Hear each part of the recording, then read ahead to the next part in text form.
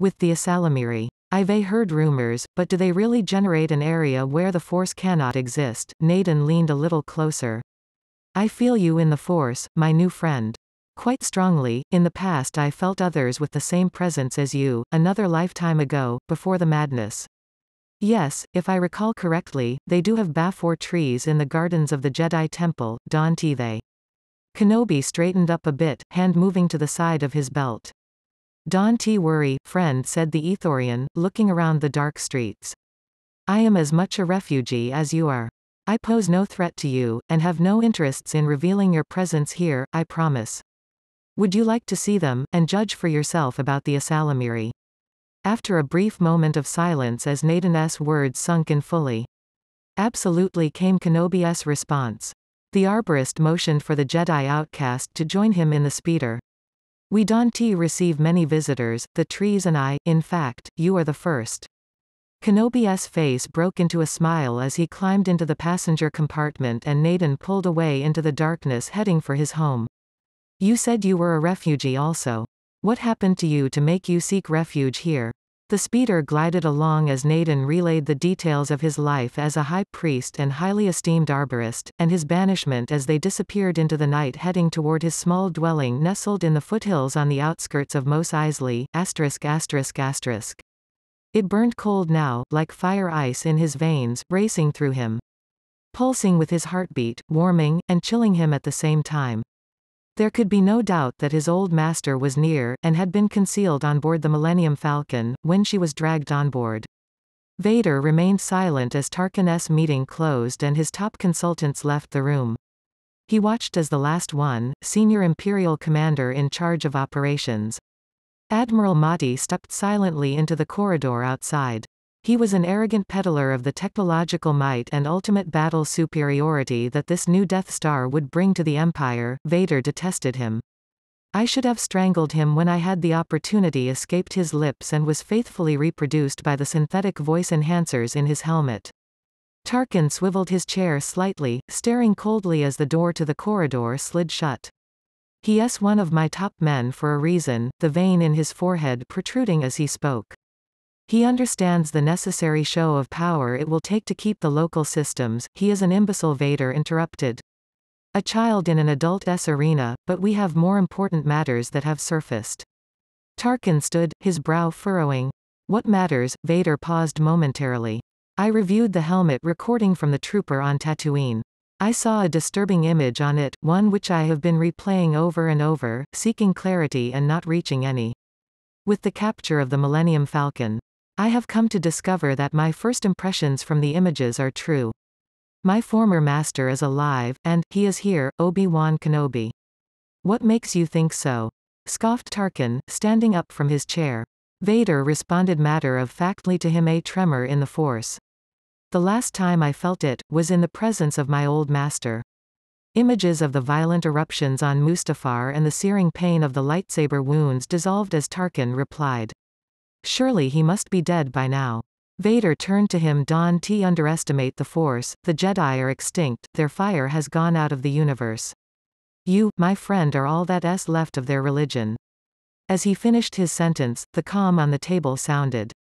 He keyed it on. Yes, the voice on the line replied. Governor Tarkin, we have an emergency alert in detention block A23, the significance of the number sunk in as he keyed the comm again.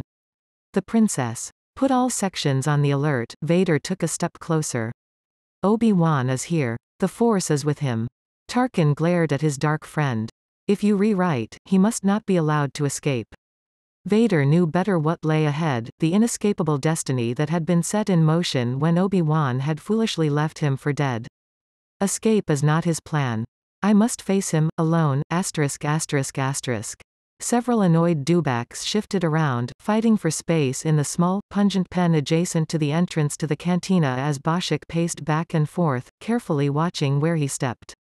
How many times do I need to tell you the same thing? I knew of him, and flew him in a few things over the years, but I didn't know him.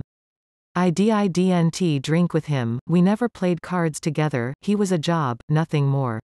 He had specific requests and paid on time. He came in yesterday looking for Chewbacca, the Wookiee from Solo's ship, the Falcon. And a fast flight out.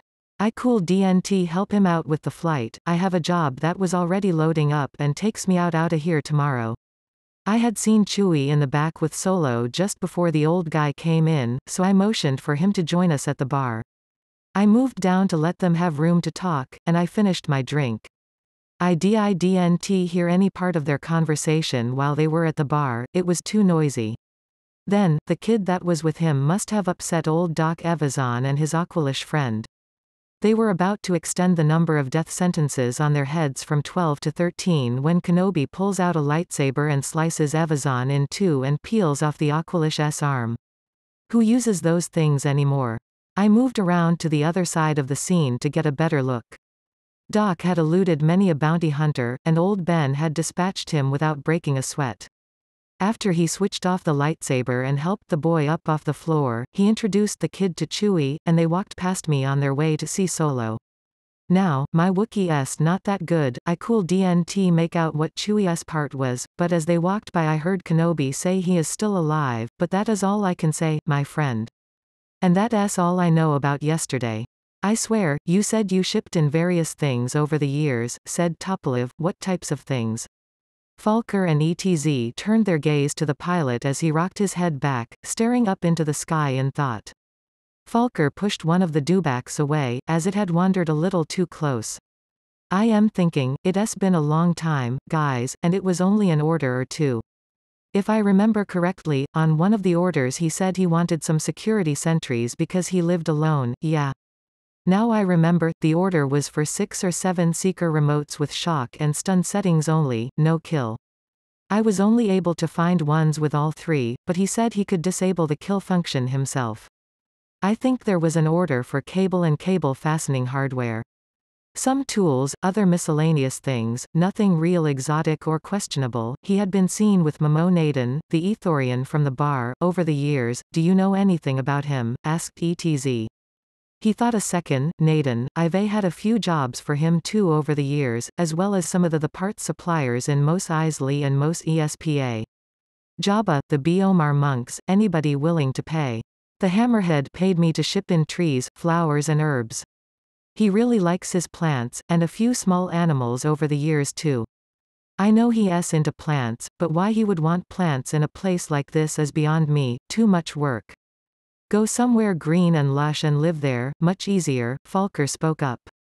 What animals did he want? Little, fuzzy lizard things, I picked them up from a trader in the markets on Corellia. I think he called them salamanders or something like that, said he got them on Mirkor, just off the Perlamian trade route, you know, in the colonies, near Tenob. Tupolev glanced over to Falker and ETZ, then turned back to Boschik, where's your current job taking you? We may need to speak to you again. Bespin. I am hauling out some mining machinery that was salvaged from the far side of Tatooine near the pit. Tupolev looked puzzled. The pit. I thought this planet was only inhabited in the areas around here, Boschik grinned. Well, it is, now. Back when the Empire was busy coring out this rock.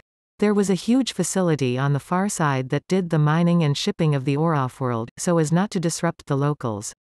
Check it out next time you heading out. The far side has a huge coring entry point. This place is essentially a dead planet. A lot of Tatooine's core has been cut away.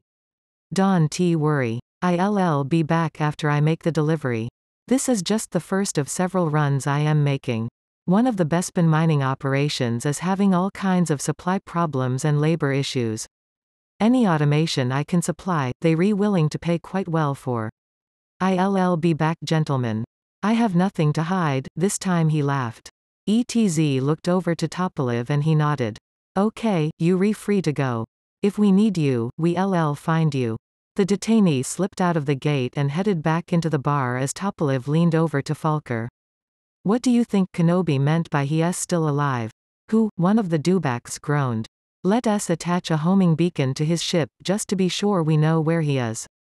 Falker nodded and stepped out of the pen, glancing toward the cantina door, then headed toward the spaceport. Naden shook his large head as he looked off beyond us. Has it really been that long? I guess it has. Where have the years gone? I pressed him a bit, raising my blaster somewhat. So, Kenobi was a fugitive Jedi and you did nothing to identify him or turn him over to the local authorities all these years. He coughed a bit, then responded. After we went to my home and he saw the trees and a salamiri, the gentle person I had seen in the street was gone. He ignited his lightsaber, held it to my neck and told me that he wouldn't hesitate to kill me if I ever revealed his secret, or failed to help him with trees and other supplies he needed. He said I'd never see it coming, watching our body language closely. Naden made certain that his lie had been believed. He and Obi-Wan shared no love for the Empire, and he had certainly never been threatened by the ousted protector of peace and justice for the Old Republic. Drake urged him to continue. Tell us more about Old Ben. The hammerhead drew in a long breath, letting it out evenly and slowly as he remembered the events of the past, carefully adjusting them ever so slightly, making Kenobi out as a dangerous threat.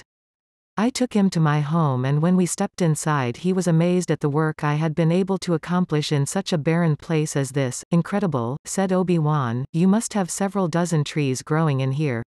The Ithorian smiled, 4.5 dozen to be exact. Kenobi walked further back into the room, surrounded by the Bafor trees. He breathed in deeply, closing his eyes, smelling the richness of the bark and leaves, the very small, pure presence of the Bafor, stirring the Force. For a brief instant it felt as if he were in the safety and beauty of the gardens of the temple. He missed his home, the only one he remembered having. He missed his many friends, now dead. The collective cries of their voices rose to an overwhelming roar in his ears. He opened his eyes and pushed the screams further back into the calm of the Force. Memories, he thought. He knew that his friends were no longer screaming, they were one with the energy of the Force now. The screams were echoed memories, screams of anguish and betrayal, betrayal by the Jedi that was his Padawan, the Padawan that was his responsibility to raise and train and teach.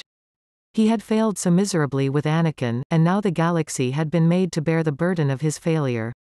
The weight of the responsibility bore down on him constantly, gnawing at him like a hungry animal. Are you all right? Asked Naden. Ben nodded. Naden raised his head, looking up into the branches. These Asalamiri, when spaced with even, relative proximity, not only shroud themselves and the trees from the Force, they also create an area surrounding themselves that is a deadened zone, where the Force is not disturbed, effectively concealing a meditating Jedi from unwanted detection. You are more than welcome to come and meditate here in my home whenever you like. I understand your need to do so without making any ripples in the Force, giving your presence away. Kenobi smiled as he glanced around at the trees. I imagine keeping all these plants watered must cost quite a bit. Naden coughed a bit more, as he nodded his head. I feel like I own a small portion of Darklighter water. They both smiled. Then Ben stepped closer to his new friend. If I were able to secure a way for you to water your plants without paying, would you grow me several trees and breed a salamiri for each? The Ithorian blinked several times at the offer. You have a way to do such a thing? He asked. The moisture farmers around here own all of the evaporative units. Kenobi nodded his head. I do.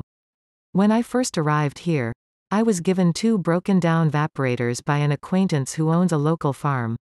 I have repaired and restored one to working order, which provides more than enough water for my needs. I can do the same for the second, and bring it to you in exchange for the trees and a salamiri. Naden breathed in deeply as he contemplated the offer, and Ben continued.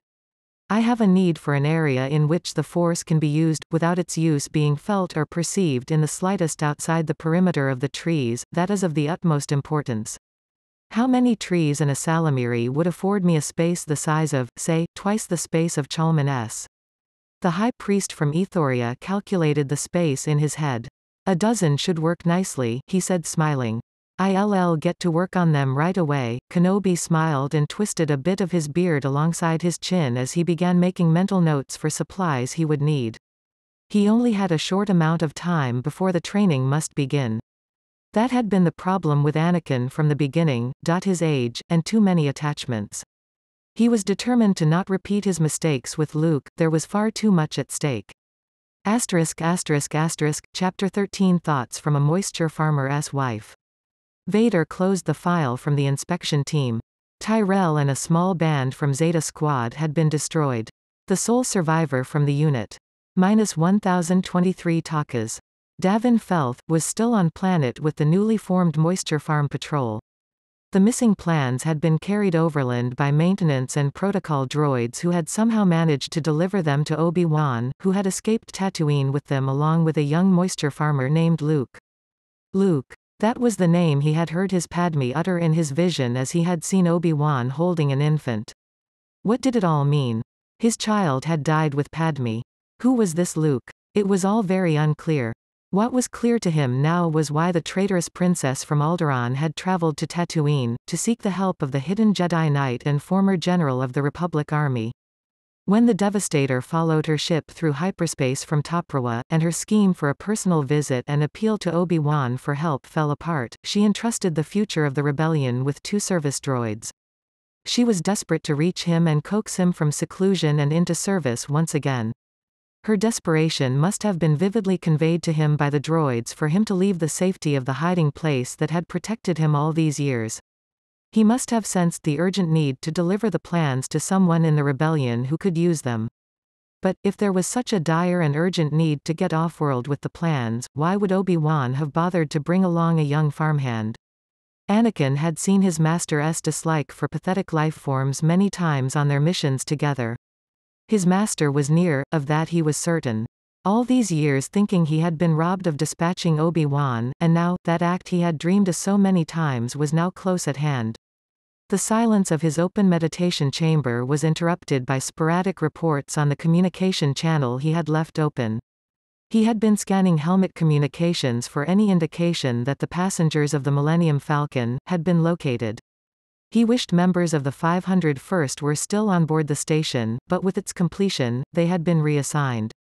Even though his personal group was not present, the station's troops would find them, it was just a matter of time. Base, we re-entering detention block A-23 to inspect camera malfunctions and reports of a reactor leak.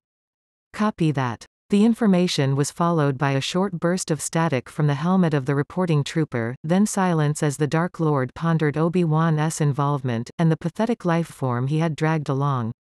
The silence was again broken by a short flurry of communications over the comm. We retaking heavy fire, watch out, step over him and get out there. Send more troops, we've got them cornered, they've retreated down one of the cell bays. Vader turned his helmeted head toward the comm. More troops dispatched to your location, watch it, they good, several officers down, send med droids.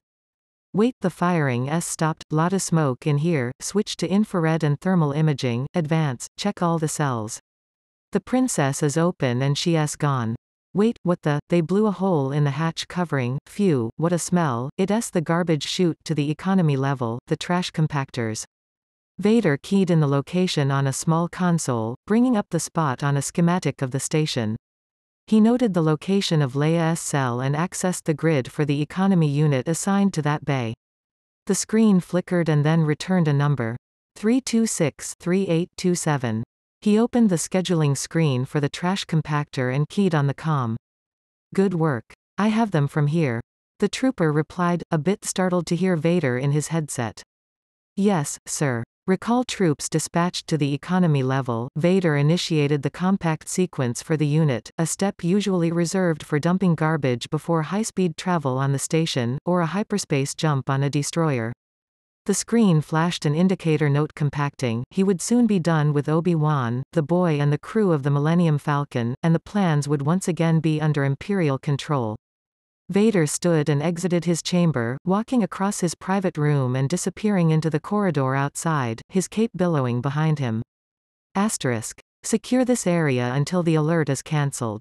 The trooper receiving the order nodded. Give me regular reports. The rest of the group left 2 troopers standing on a narrow gantry, guarding access to the power generators that control the station's tractor beams. Do you know what's going on? The other shook his head. Maybe it's another drill. They failed to see the cloaked form of the elderly knight on the opposite side of the generator on a walkway no wider than his feet, high above a deep chasm. His old hands held on firmly to the structure as he deactivated the generator and found his thoughts drifting back over the sea of years to another energy generator, to the day he lost his master to the blade of a Sith. He remembered bursting through the dropped energy barrier to avenge Qui-Gon's death, and in doing so had decisively stepped into the darkness, embracing the anger and rage that had welled up and uncontrollably poured from him in a blinding flurry of chopping, hacking aggression. In the moment, they had felt right, powerful and fulfilling. As he had lived with the memory of those actions over the years, he had come to realize that while the outcome was achieved, he had overstepped the line and felt the seductive pull of the dark side. He saw how easily someone could crave more and more of the intoxicating power, as Anakin had by embracing the mantle of Darth Vader. Methods he had learned over the years of communing with Qui-Gon under the Bafour trees and the Asalamiri on Tatooine would serve him well this day. The future was always in motion, but he felt deeply in his core that his ultimate purpose, his meaning, his part in the final correction of his failure would come as he sacrificed himself so that Luke might escape. While he knew this to be true, it was incredibly dangerous ground.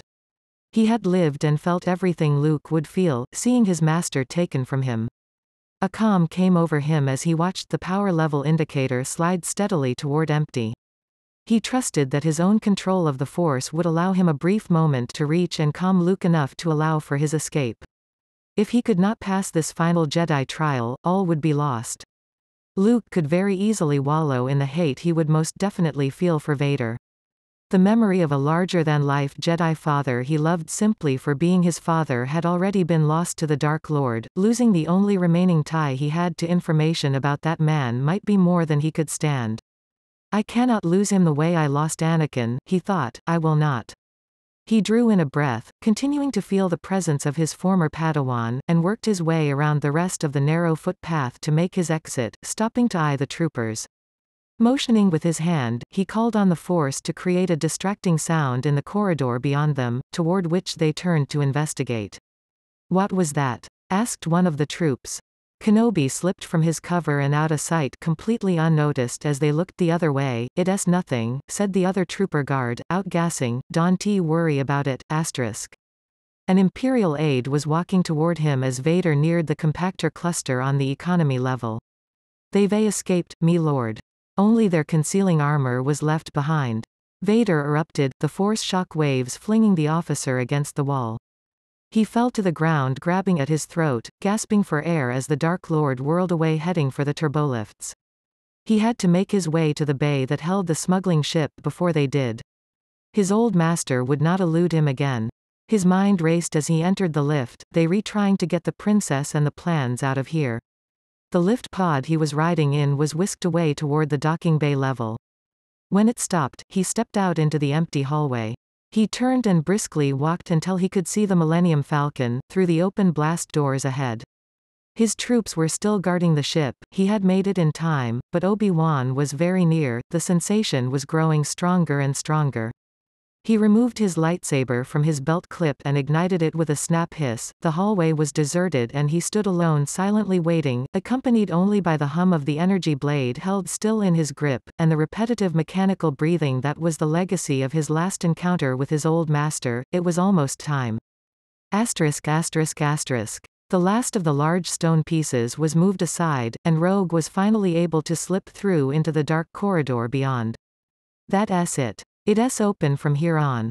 The others grabbed their buckets and followed as Dans turned back to check on the moisture farmers. As he walked along, the only sound he heard in the narrow hallway was that of the wailing winds above and the slight clatter of his boot heels hitting the uneven stony floor.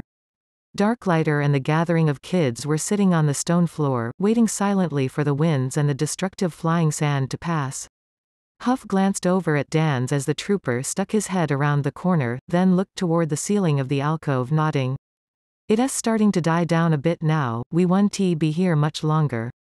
It'll take a short time to find the other graves, but then we'll bury them and be gone, he said, indicating the wrapped figures on the floor. Dans looked from Deke and Windy over to Huff, other graves. Owen removed the markers from Kleeg and Shmis graves, years ago now for some reason, they were his father and stepmother. I remember approximately where they used to be. I promise once we find them we'll finish up quickly and leave you to your investigation. Dans nodded as his electronically enhanced response issued from his helmet, followed by a short burst of static. All right, satisfied, he turned and disappeared down the dark hallway toward the living quarters. Blade and Felth were busy rummaging through the room that had been Luke's as he walked past, while 0600 and Rogue were poring over the private chambers of Owen and Beru just down the hall. Dans continued on and joined them while the others tore through Luke's room. There was a small sleeping area, a small storage area for clothing and a workbench with a stool. There were various parts strewn across the workbench along with flimsies containing design ideas for adding extra thrust to a landspeeder. Droid modifications, vaporator schematics and a partially completed application packet for the Imperial Naval Academy. Felth was rifling through the storage area as Blade picked up the application, turned it over in his hands, then continued searching, holding on to the flimsies. There did not appear to be a connection to Luke and Ben Kenobi, at least in this room. 0600. Rogue and Dans were in a similar, albeit larger room and had already strewn the contents of several small containers across a table, along with several items found on the top of a desk tucked back in the corner. It was a small desk, and judging by the manner in which it was neatly kept, it was Beru's. Rogue was sorting through the bound flimsies and records as 0600 poured yet more on the pile before him. Dans joined in, helping to sift through the information, looking for something they could use. As they searched for meaningful information, 0600 returned to the desk, and was pushing one of the empty drawers back in when it jammed and would not go in the rest of the way. Kneeling down, he took off his bucket and pulled the drawer back out, then leaned over to look inside the opening. It was dark inside. He reached for his belt, opening a small compartment, retrieving a small black and silver hand lamp. He switched it on, shining the beam into the darkness of the desk. There, jammed up against the back was a stack of flimsies, bound in Ronto leather. A narrow strip of the leather was attached to one side of the cover and wrapped several times round to secure it. 0600 reached inside and pulled it out. Turning it over in his hands, gently wiping away the fine dust. He switched off the hand lamp and returned it to his belt. Then he began unwinding the leather strip, until he was able to open the cover to the first page of faded, aged flimsy. It was written in a woman's neat handwriting in journal format, although the entries were not dated, and judging from the content, were not recorded every day. The pages revealed insight into the daily lives of these moisture farmers, but 0600 was looking specifically for content of interest, scanning the pages superficially when he happened across mention of the new arrival and of Kenobi. He began to read, "Our world will never be the same following the events of this day. Living out here in the barren expanses just shy of the Dune Sea has proven an enormous test for my endurance and spirit. Owen works hard to afford us a fine life, even more so after his father's death, but for a girl from Anchorhead, the absolute isolation is overwhelming at times. Much of my time has been spent keeping our home, feeding and tending to the crops growing in the hydroponic gardens, and having meals prepared and ready when he returns home each evening. I sometimes talk to myself. The droids and the plants just to hear the sound of a human voice. With Owen out working all day, the silence is suffocating at times. He's been on edge ever since our first meeting with Ben. We were told there was nowhere else to turn, everyone he knew and trusted had been killed or was missing, and he urgently needed help to protect an infant, to protect a new hope for the future, our help. He said he would return soon with the child, the son of Owen's deceased step-brother Anakin, and asked that we keep him safe. Although he will never admit it, after all the struggling we've endured trying to have one of our own. This new arrival, this little bundle from the stars has rescued Owen and I as much as we have him. At long last. I have a child to raise as my own. We argued at dinner about the whole arrangement. He knows we are family and are obligated to take the child in. I think it hurts him to know that we were not the first choice.